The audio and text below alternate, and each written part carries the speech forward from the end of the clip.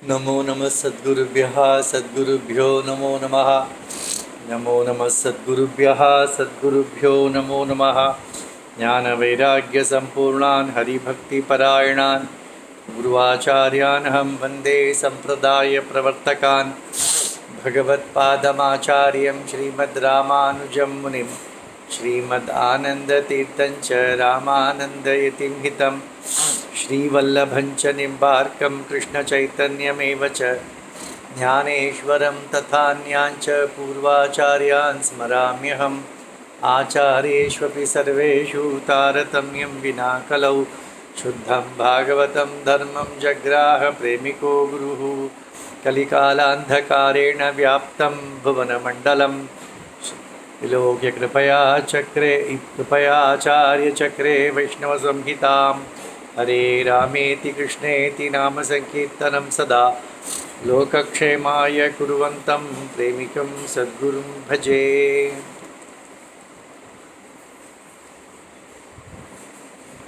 श्री अण्णा द्वारा विरचित श्री वैष्णव संहिता के छठे भाग का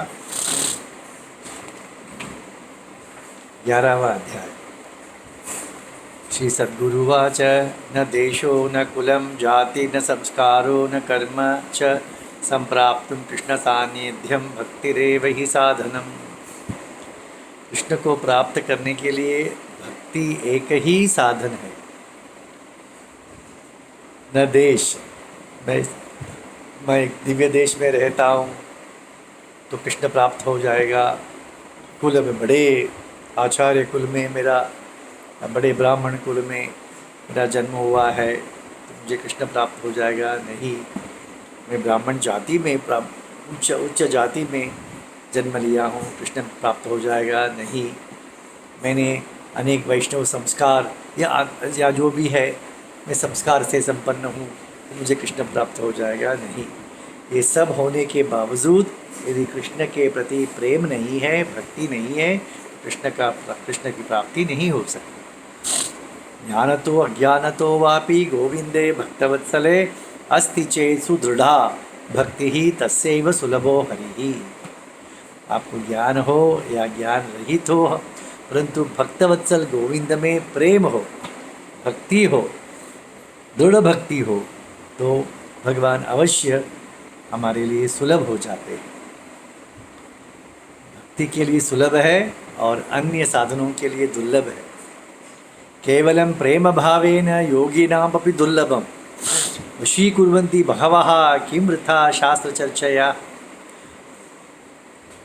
केवल प्रेम भाव से अनेक भक्तों ने भगवान को अपने वश में कर लिया था।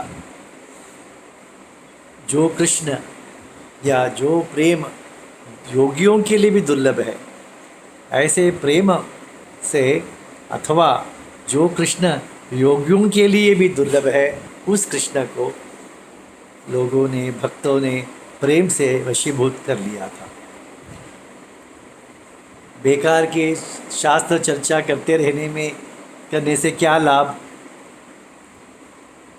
अजकंठस्तु सूनायाम यथा शस्त्रेण विद्यते हृदयं पंडितानांच तथा शास्त्रेण विद्यते। जैसे बकरी का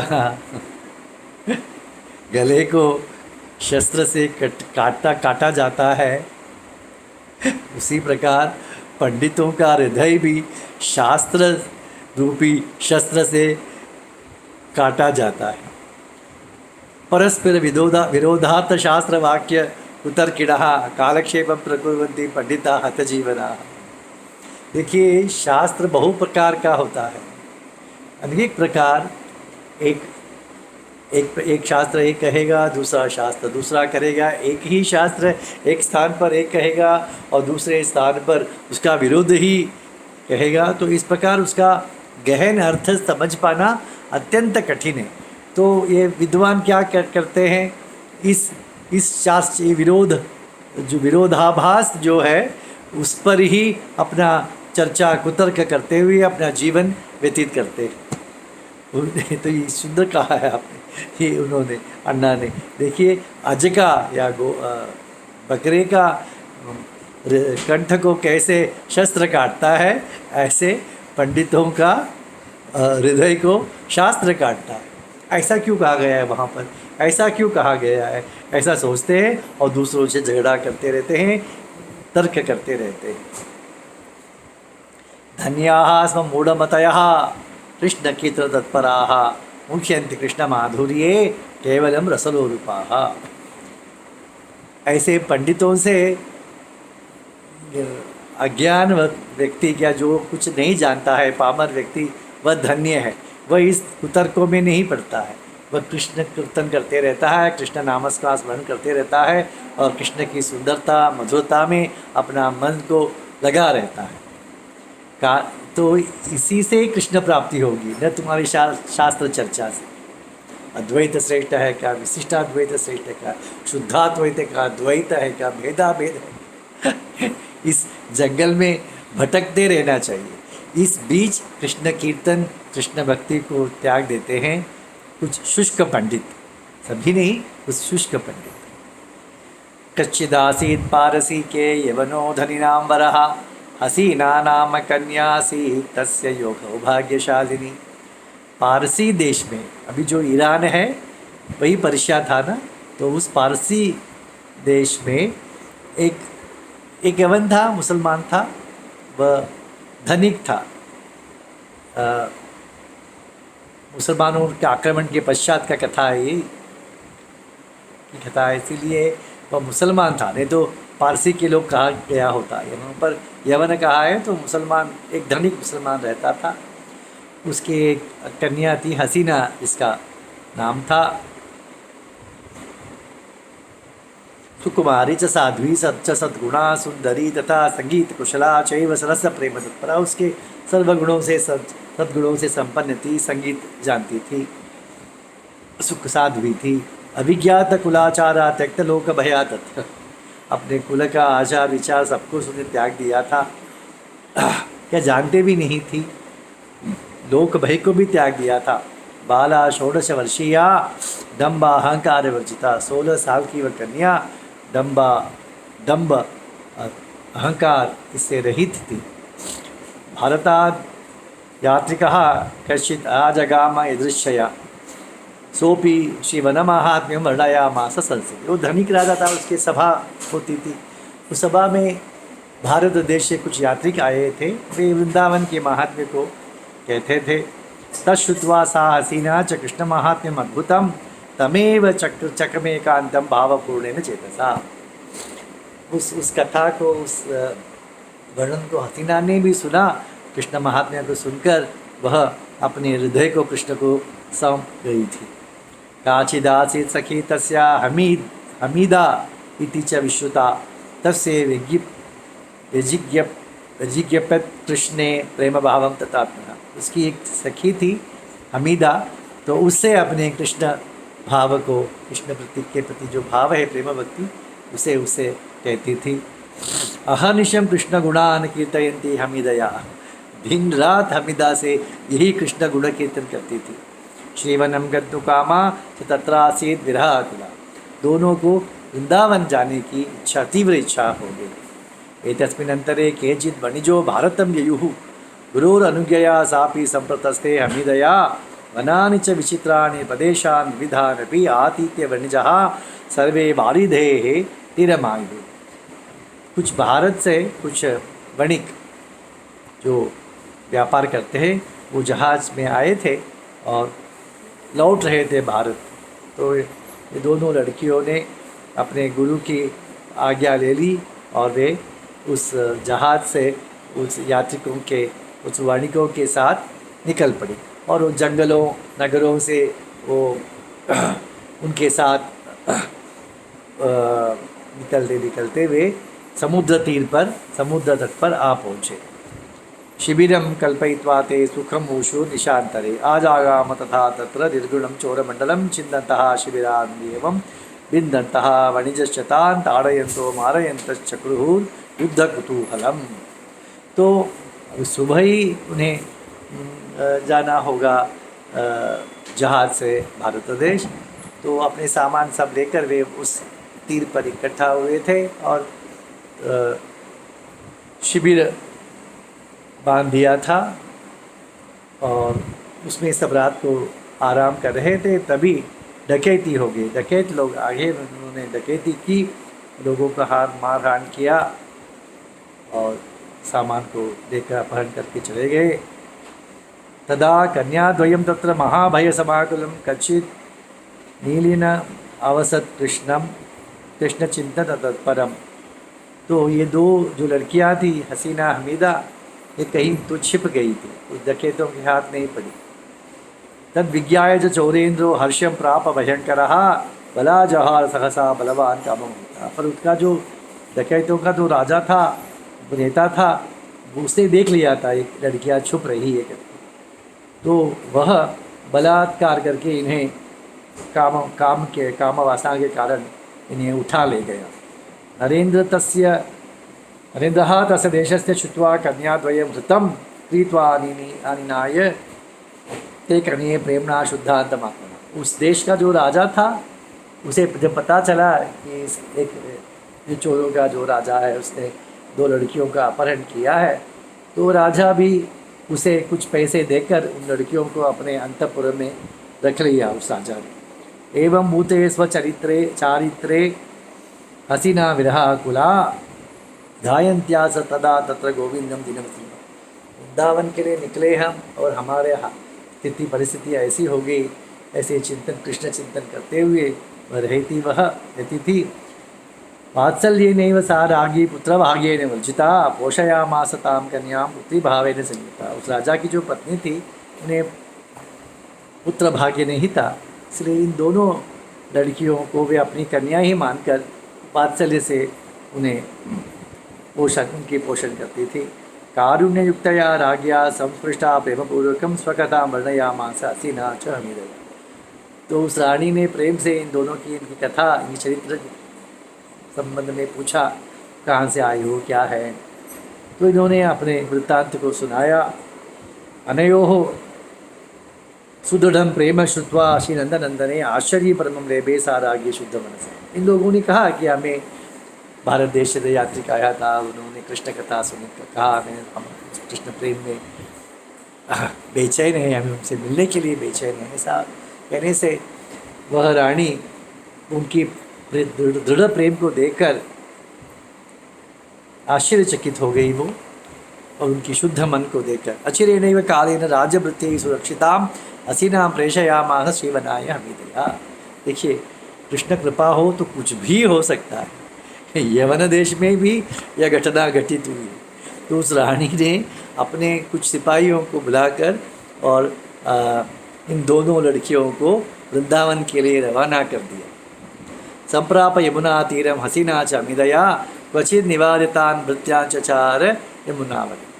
तो वृंदावन आ गए और तो यमुना तट पर उस सिपाहियों को एक जगह पर खड़ा कर दिया, और यह दोनों हमीदा हसीना वृंदावन में संचार कर रहे थे, कृष्ण को ढूंढ रही थी मानो। प्रियम कांतम अपश्यंती पश्यंती यमुनावनम विरहा व्याकुला देवी तत्रैव प्रोरुदच। सब जगह ढूंढ रही थी, पर यमुना जंगल ही दिखाई दे रहा है, वन ही दिखाई दे रहा है, कृष्ण तो नहीं दिखाई दे रहा है। तब बेचैन होकर व्याकुल होकर रो पड़ी।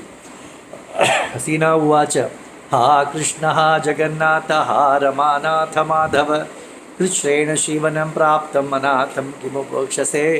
ये जगन्नाथ, आपके लिए तो वृंदावन आ गई हूँ, आप मेरी उपेक्षा कर रहे हो। तब दर्शना समदर्शना एव सुदूरात आगतास्मि। इतने दूर पारसी देश से हम आए हैं तुम्हारे दर्शन के लिए तो ना। क्वासी क्वासी कृपा सिंधु शरणं भव केशव। कहाँ हो कृष्णा, कहाँ छुपे हो, मुझे शरण में ले लो। अविज्ञात जगत धर्मां किशोरीं शरणागतां बालां स्वीकुरु मां कृष्ण शीघ्रं सह समीदया हमीदया।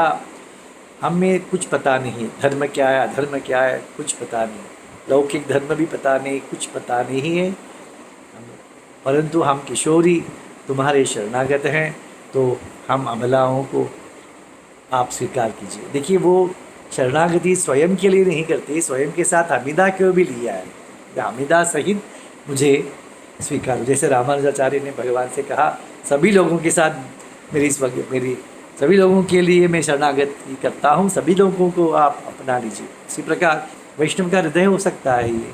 इसीलिए हसीना हमीदा के लिए भी भगवान से प्रार्थना करिए। इयंच मे प्राण सखी हमीदा नव यौवना आगतास्ति मया साकम त्वत्समगम कुतूहला। मेरी ये सखी है, मेरे साथ तुमसे मिलने के लिए मेरी सखी आ गई है यहाँ पर। आवाम आकर्ण्यम ते लीलाम कर्णानंद प्रदायिनीम आजग्निव महापुण्यम वनम संगमाशया। यही तुम्हारी कथाओं को, लीलाओं को हमने सुना है। तुम गोपियों से रासलीला तुमने किया है, अनेक तुम्हारी लीलाओं को हमने सुना है। तो श्रवण करके तुमने प्रेम भक्ति हो गई है। तुमसे हम मिलने के लिए तुम्हारे संग की इच्छा करते हुए हम तड़प रही है कि कृष्ण आ जाओ। सद्गुरुवाच एवं ही यमुना तीरे प्रारुदत्सा नितंबिनी तत्राविरासी नौकायाम आसीनो भगवान हरि। जैसे रासलीला में गोपियाँ तड़प रही थी, गोपी गीत गाने के पश्चात जैसे भगवान प्रकट हुए, उसी प्रकार इनके रुदन को सुनकर भगवान नौका में यमुना में आ रहे थे। कोटि मन्मथलावण्य सुगंध कुटिलालक जगन्मोहन सौंदर्य संपूर्ण शुभ विग्रह कनकाम्बरधारी च कंठशोभित कौस्तुभ दिव्यचंदनलिप्तांगो वैजयंती विभूषिता वादयन् मधुरं वेणुं रंजयन् राधिकां तथा अपश्यत् यमुना तीरे हसीना च मीदया। भगवान के वर्णन करने के लिए श्री अण्णा थकते ही नहीं है। जय श्री रामानुजाचार्य भगवत गुणों को कहने में थकते नहीं है, इसी प्रकार श्री अण्णा रूप का वर्णन को थकते नहीं है। ऐसे सुंदर मनमथ भगवान कृष्ण वेणुवादन करते हुए राधा सहित नौका में विराजित थे। उन्होंने दूर से ही इस हसीना हमीदा को देख लिया। ताम विलोक्य हसीनांच पारसिक समुद्भवा सुंदरीम अभवत् कृष्णः समुत्पन्न कुतूहला। ने पारसी देश से आए हुए को देखकर कुतूहल हुआ। भगवान में सुंदरी यौवन वहाँ से आ गई है। अष्टौ सख्य तदा नौकां सकर्षं ललितादयः तीरं संप्रापयामासु हसीनायत संसिता। राधा कृष्ण विराजमान थे नौका में और नौका को अष्ट सखी चला रही थी। तो जब कृष्ण ने उन दोनों को देखा तो समझ गई ये सखियाँ। तो सब सखियाँ उस नाव को तट तक ले आ गई। तम विलोक्य घनश्यामं रसिकं पुरुषोत्तमं लज्जया वांखीतस्थो हसीना च मीदया। कृष्ण कृष्ण कहते हैं, कृष्ण दर्शन दो कहते हैं। कृष्ण सामने आ गया तो लज्जा से मुख नीचे हो गया, कौन देख सकेंगे उसे। तत्कन्यायुगलं कृष्णः संभ्रमात् प्रेम तत्परः सहर्षं नावमारोप्य तत्रैवान्तरात् भव प्रभुः। दोनों लड़कियों को नाव में बिठा लिया और उसी क्षण अंतर्धान हो गए। पहले कहा ना, तुम्हारे शास्त्र चर्चा, तुम्हारे कुल जाति संस्कार का कोई लाभ नहीं है। इन्हीं क्या जानती है, सिर्फ कृष्ण के गुणों को सुना है। शायद ये भी नहीं जानती होगी कृष्ण भगवान है, एक सुंदर लड़का है, इतना ही सुना होगा। उसकी लीलाएं बहुत मधुर है, इतने में ही भगवान ने उसे अपना लिया। हसीनांच हमीदांच समालिंग्य कृपा निधि लतागृहं प्राविशच्य दिव्य वृंदावन स्थितम। दिव्य वृंदावन में एक लतागृह में, कुंजगृह में इनके साथ भगवान ने प्रवेश किया। हसीनाचरितं पुण्यं यः पठेत् प्रेम तत्परः गोपी भावेन संसिद्धः स प्राप्नोति परमं पदम। परम सरस्वती देखिए, इस हसीना हमीदा की चरित्र को जो पढ़ता है, प्रेम से पढ़ता है, उसे गोपी भाव, उसे सिद्धि हो जाएगी गोपी भाव की, और वह परम पद कृष्ण को प्राप्त कर लेंगे। श्री प्रेमिकेंद्र सद्गुरु महाराज की जय।